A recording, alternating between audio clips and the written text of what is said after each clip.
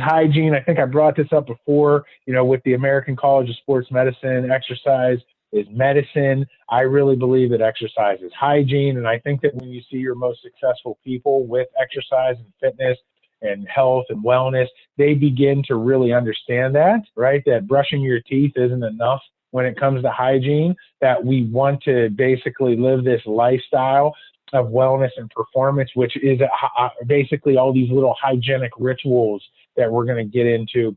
One of the things that I really thought about this before was just the idea of sweating and what it does to cleanse your body, right? It's a very hygienic process, and we don't really talk about that. But I also don't believe that exercise is medicine. I wouldn't really call it that, and I don't know if we talked about that before, but I think medicine is something that you take, not necessarily something that you do, and just completely different. Because when you think about habits and hygiene, again, it's more of a habitual type of practice, right? Versus, hey, I'm going to do this external supplemental type of thing, and I'm going to take it and take it from the outside in. Versus hygiene, as much as you may be brushing your teeth and doing these things, it's this habitual process that really comes from executing things from the inside out and staying into those rituals, and then you get all the benefits from it, right? One of the things, again, go ahead.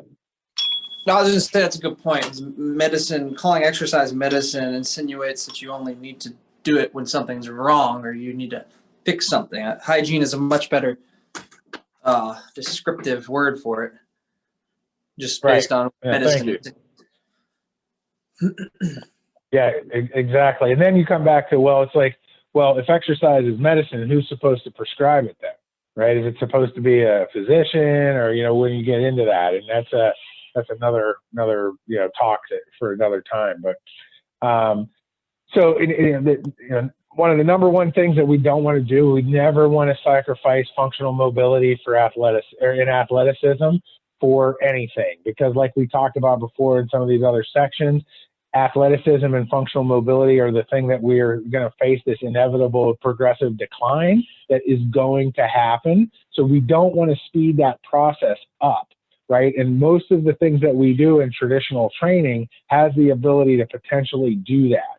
And ultimately, if we're focused on our healthiness and our health span, we will think differently about how we're approaching our deliberate practice in our process and our hygiene on a daily basis, and not sacrificing, the long term for the short term. Right, which is mostly what we see in most programs, even in PT. A lot of the times we're thinking about how fast can we get these results instead of thinking about the long term.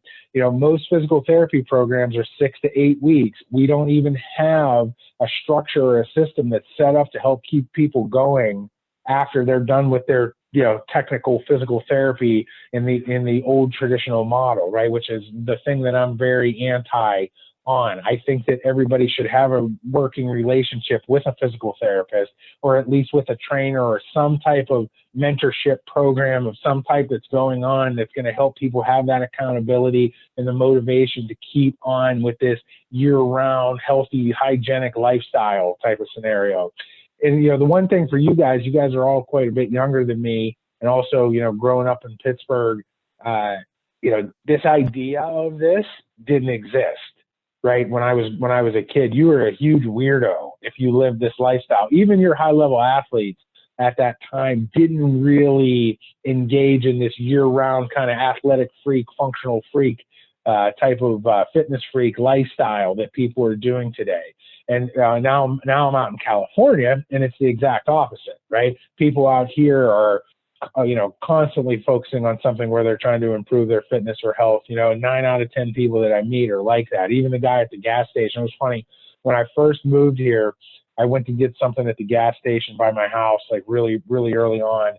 And I don't even know how it came up. This gas station attendant started talking to me about like high level concepts of nutrition and keto and fasting. And I was like, and he was an older guy too, which was, it was like, whoa, you would never have this, really expect this to happen in Pennsylvania, and things like that happen all the time.